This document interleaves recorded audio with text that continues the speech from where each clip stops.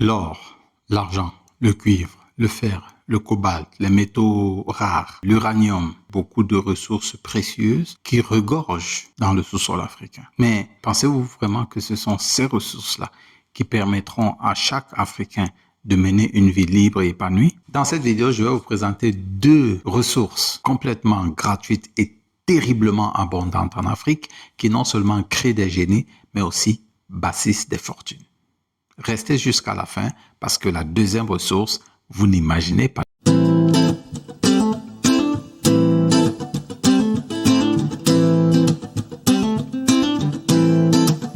Deux constats sont flagrants en Afrique. Premièrement, il y a une abondance de minerais, comme nous l'avons cité tout à l'heure, le pétrole, l'or, le diamant, le cobalt, le cuivre, les terres rares et tout ce que vous pouvez imaginer. Il y en a à foison. Mais malheureusement, malgré qu'il y ait toutes ces ressources, dans le concert des nations, l'Afrique est à la ramasse. Maintenant, il y a une deuxième chose, c'est que vous vous rendrez certainement compte qu'il y a de plus en plus d'établissements scolaires qui ouvrent. Donc, logiquement, le niveau scolaire est en train de monter en Afrique. Vraiment, il monte en flèche et particulièrement au Cameroun, le niveau scolaire monte. Mais malheureusement, qu'est-ce qui décline? C'est le niveau d'éducation et le niveau de vocabulaire individuel des personnes qui vont dans ces écoles. Mais la question c'est, mais pourquoi est-ce que ça se passe comme ça? Eh bien, pourquoi est-ce qu'il y a ce déclin? Pourquoi aussi est-ce que, malgré les ressources que nous avons, nous n'allons pas parvenir à sortir l'Afrique de la torpeur là où elle se trouve? Ce ne sont pas ces richesses-là. Pourquoi est-ce que je peux facilement dire ça? Pourquoi est-ce que je peux me permettre de le dire? Eh bien, parce que ce qui permet de sortir ou bien ce qui aide à sortir de cette situation se passe bien avant l'école, entre la naissance d'un enfant et ses 3 ans. De quoi est-ce que je parle? Aujourd'hui, on va regarder les travaux de la docteure Dana Soskind. Dana Soskind, je suis presque certain que vous n'en avez jamais entendu parler. Et ses travaux aussi, vraiment, il y a quelques semaines que j'ai entendu parler de ça. J'ai fait des pieds et des mains pour avoir son livre, pour ouvrir ce livre et le lire. C'est époustouflant. Le livre que nous allons examiner s'appelle 13 Million Words, Building a Child's Brain. 30 millions de mots, construire le cerveau d'un enfant. Qui est Dana Soskind? Je ne vais pas beaucoup parler d'elle parce que le PDF complet que j'ai fait parle en longueur et en largeur d'elle et ce qui l'a amené à faire ses travaux. Mais pour dire brièvement, Dana Soskind est une chirurgienne orthopédiste. Elle permet aux enfants qui naissent sourds, parce qu'aujourd'hui, on détecte plus tôt encore la surdité. Elle est détectée de plus en plus tôt. Donc, elle permet, dès que l'enfant est détecté sourd, donc entre l'âge de 0 et 9 mois, elle permet de pouvoir installer un implant à l'intérieur de l'oreille pour qu'il fasse connaissance des sons. Seulement, au cours de sa carrière, elle a dû devenir seulement cette chirurgienne parce qu'au départ, c'est pas ce qu'elle voulait. Mais c'est grâce à cette chirurgie de fil à aiguille et les événements se passant qu'elle est arrivée à écrire un livre comme celui que nous allons voir aujourd'hui, un livre vraiment à caractère social. Alors, revenons donc sur le sujet. Pourquoi est-ce que ces éléments que nous avons cités, toutes nos matières premières ne peuvent pas nous sortir de la pauvreté? Pourquoi est-ce que il y a plus de scolarisation, mais moins d'éducation et encore moins de vocabulaire individuel? On va commencer par un point très intéressant. La première chose dont Dana Soskind parle dans son livre, c'est premièrement que l'intelligence des enfants, l'intelligence n'est pas quelque chose qui est fixe chez l'enfant, c'est pas quelque chose qui est inné. L'intelligence est quelque chose qui est malléable et ce qui manie ça, ce qui permet de modeler cette intelligence, c'est l'environnement linguistique que fournissent les parents de cet enfant. Et c'est ça qui est étonnant. On a de plus en plus l'impression qu'il faut envoyer ses enfants dans des écoles coûteuses, dans des universités élitistes, Harvard, Princeton, la Sorbonne, etc. Mais en réalité, scientifiquement, non. La science nous a prouvé que non. Et ce livre, cette découverte dont on va parler ici, c'est depuis les années 60 et les années 80 que c'est connu. Ce n'est pas non plus les gènes, la bonne génétique forcément, qui garantit le succès d'un enfant. Absolument pas. Ce qui garantit le succès d'un enfant, c'est très simple. C'est la voix du parent. Le discours du parent. La conversation que le parent a avec l'enfant. C'est étonnant. Et moi-même, lorsque j'ai lu ça, j'étais éberlué. Mais laissons parler d'Anna Susskind. La première phrase du premier chapitre. The parent talk is probably the most valuable resource in our world. No matter the language, the culture, the nuances of vocabulary, or the socioeconomic status. Language is the element that helps develop brain to its optimum potential. C'est les deux premières phrases. C'est le langage. Cela veut dire que c'est la qualité de la conversation que le parent a avec son enfant qui permet à l'enfant de développer de l'intelligence, de développer le génie de celui-ci. Mais comment est-ce que ça se fait? Ou bien, comment est-ce qu'on prouve ça? Tous les parents et tous les parents parlent à leurs enfants. C'est quand même pas quelque chose qui est sorcier. Beaucoup de parents, si vous êtes parent, vous parlez à votre enfant. Mais est-ce pour autant que votre enfant a un génie? Ce qu'elle dit là, est-ce que ça fait du sens?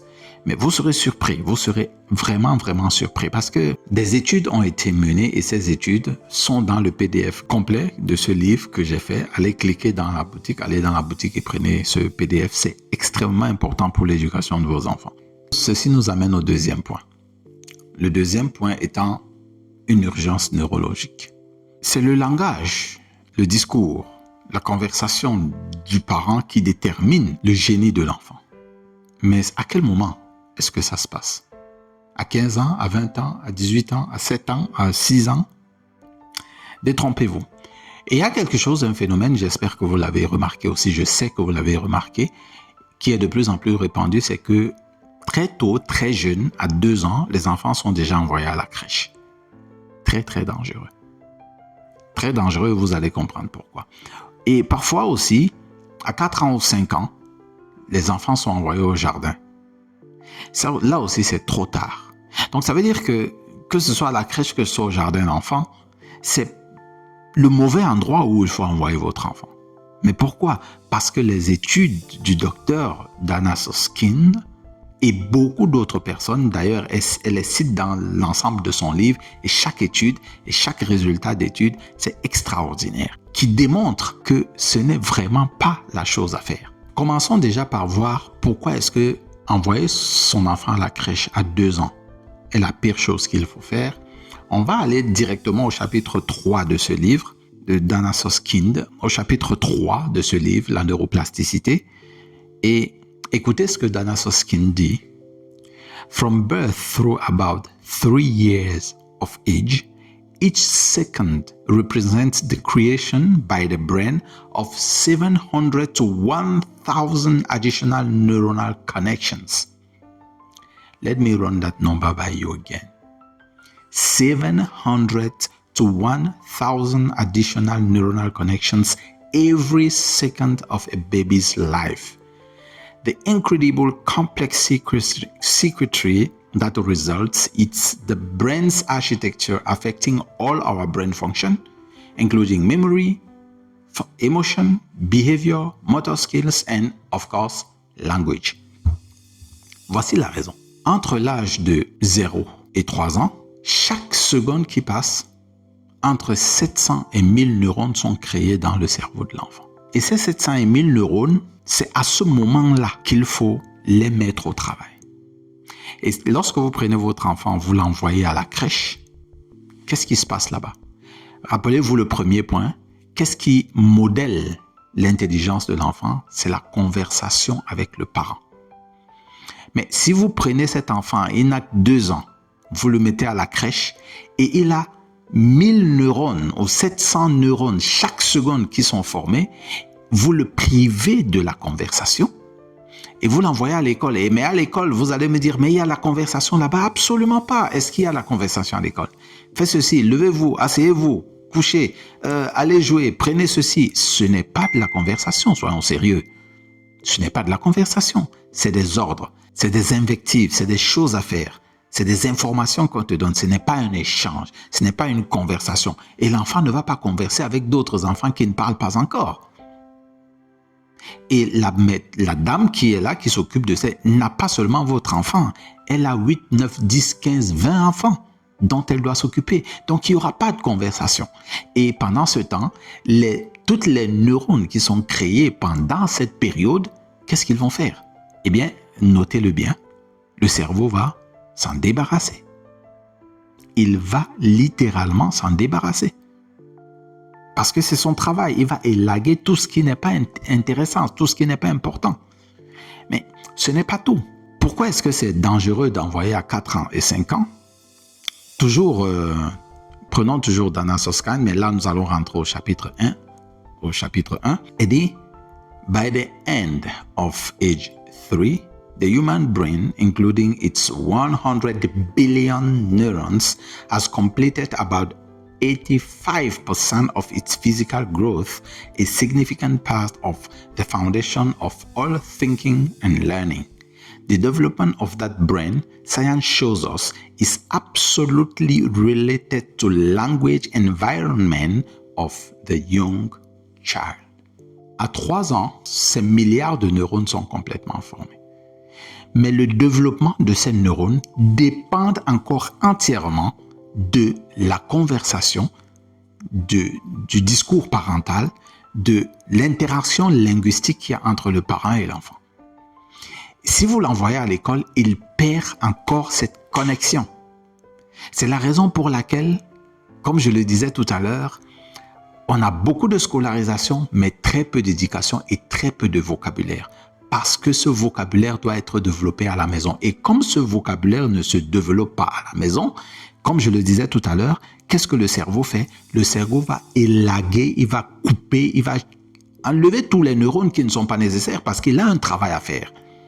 Et donc, il doit tuer tous les millions de neurones, les milliards de neurones qui ne sont pas utiles à l'enfant. Et c'est ça qui va donc briser, qui va donc détruire le génie de l'enfant. Parce que les neurones qui étaient présents devaient être travaillés par les parents, mais ils ne sont plus là parce que le cerveau les a enlevés. Le fait de ne pas les utiliser fait que le cerveau doit s'en débarrasser. C'est ça exactement qui assassine les génies africains. C'est ça parce que quand nous n'avons pas suffisamment de neurones, comment est-ce que nous allons créer des solutions? Comment est-ce que nous allons utiliser nos matières premières?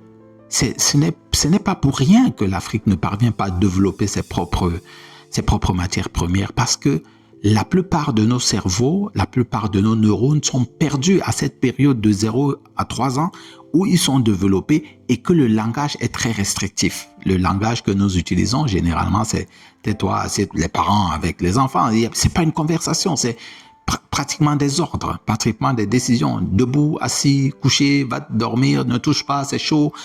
Il n'y a pas de conversation. Bébé, tu veux manger quoi? C'est pas des conversations. Maintenant, il faut prouver, il faut que je vous prouve grâce à ces études. Et là, aujourd'hui, je vais faire quelque chose que je n'ai jamais fait. Nous allons passer directement à un extrait du PDF que j'ai fait. Et là, directement, je vais lire pour que vous découvriez vous-même l'étude qui a été menée. Alors, cette étude, avant qu'on y entre, elle a été menée par Betty Hard et Todd Risley. Et cette étude a commencé dans les années 1960. Rendez-vous compte. L'objectif de cette étude, parce que Hart et Risley se sont rendus compte que les enfants de conditions économiques inférieures avaient de très mauvais résultats scolaires. Et tout cela était dû au vocabulaire. Il fallait donc qu'ils trouvent une méthode pour augmenter le niveau de vocabulaire de ces enfants. Seulement, ça butait quelque part. Et ça butait en 1960, ça butait dans le fait que, OK, ils augmentaient le niveau de vocabulaire des enfants, mais dès que l'enfant atteignait 3 ans, la rechute était encore plus brutale. Mais qu'est-ce qui se passe? Et c'est en 1982 que l'étude a été complétée. Donc maintenant, nous allons passer dans le PDF et vous allez lire la nouvelle étude qui a été mise à jour. Vous allez comprendre le titre de cette vidéo. Une méthodologie titanesque. L'étude des 42 familles. L'étude portait sur 42 familles issues de toutes les strates socio-économiques suivies de l'âge de 9 mois à 3 ans. Les chercheurs ont classé les familles en 4 groupes, 13 familles aisées, 10 familles moyennes, 13 familles populaires et 6 familles vivant de l'aide sociale. Pendant 3 ans, une fois par mois, un observateur enregistrait absolument tout ce qui était dit et fait autour de l'enfant durant 1 heure. L'équipe était si dévouée que personne n'a pris un seul jour de vacances durant toute la durée de l'étude. L'analyse des données a ensuite nécessité 3 années supplémentaires et 20 000 heures de travail. Quels sont les résultats de cette étude? Le fossé des 30 millions de mots. L'étude a démontré que l'exposition au langage et non le statut socio-économique, la race ou le sexe était le facteur prédictif du succès. Les parents qui parlaient beaucoup continuaient de le faire même quand l'enfant commençait à parler. En extrapolant les données sur une année, les chiffres deviennent vertigineux. Un enfant de famille financièrement riche entend 11 millions de mots par an. Un enfant de la famille vivant de l'aide sociale entend 3 millions. La différence est de 8 millions de mots par an. Au bout de 3 ans, le cumul est sans appel. Un enfant né dans un milieu défavorisé entend 45 millions de mots contre 13 millions pour un enfant dans la pauvreté. C'est l'origine du célèbre fossé des 30 millions de mots, précisément 32 millions selon l'étude. Voyez-vous ça? 30 millions de mots. Le langage parental, il est totalement gratuit. La conversation, c'est totalement gratuit. Mais le deuxième élément, les mots, ils sont tout aussi totalement gratuits. Mais ce sont ces 2 éléments qui bâtissent des génies, qui créent des fortunes. Seulement, l'Afrique ne les a pas synthétisés. Et pas seulement l'Afrique, rendez-vous compte, dans le monde entier, combien de personnes sont riches? Combien de personnes viennent de milieux aisés? Très peu, des milliards de personnes vivent dans la pauvreté extrême à cause de 2 choses. La conversation parentale entre l'âge de 0 et 3 ans et les mots. Il y a une différence de 30 millions de mots. 30 millions de mots que des parents de la famille aisée ont avec leurs enfants une discussion. C'est des conversations, ce n'est pas des injonctions. Et c'est là la grosse différence. Dana Sosken dit dans son livre, The essential factor that determined the future learning trajectory of a child was the early language environment. How much and how a parent talked to a child. Children in homes in which there was a lot of parent talk, no matter the education or economic status of that home, did better. It was as simple as that. La conversation régulière, la conversation avec ses parents. Cette étude, ces études que vous allez découvrir dans le PDF, allez dans la boutique, prenez votre PDF. Ces études que vous allez découvrir sont époustouflantes. Elles m'ont déçu parce que je les ai apprises très tard, en 2026. Ce n'est pas vraiment tôt. Je n'ai plus d'enfants, les enfants sont partis, je ne peux plus. Mais c'est une étude fracassante. Depuis 1982, elle existe. Depuis 1960, elle existe. Seulement, nous sommes privés de ces informations. En plus, ce livre n'est pas traduit en français. Je l'ai fouillé en français partout, il n'existe pas. Donc, vous avez intérêt à apprendre à parler anglais. Qu'est-ce que je peux dire en conclusion de cette vidéo? Chers parents, l'avenir de l'Afrique est entre vos mains. Et vous avez entre vos mains des ressources totalement gratuites pour pouvoir développer l'Afrique, faire briller l'Afrique, faire éclore des génies pour l'Afrique, pour développer l'Afrique, pour sortir l'Afrique de la pauvreté. Il s'agit de 2 choses principalement.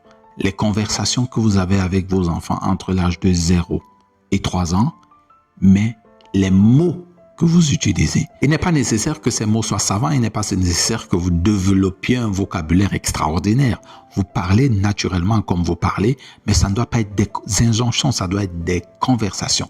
Et dans le PDF, vous allez découvrir les 3 choses qu'il faut utiliser, les 3 T qu'il faut utiliser pour améliorer la qualité de votre langage et en même temps améliorer la qualité de la conversation que vous avez avec vos enfants. C'est extrêmement facile, applicable dès l'instant où vous le lisez. C'est extrêmement magnifique. Le pouvoir est entre vos mains. Le pouvoir est entre vos mains pour libérer l'Afrique.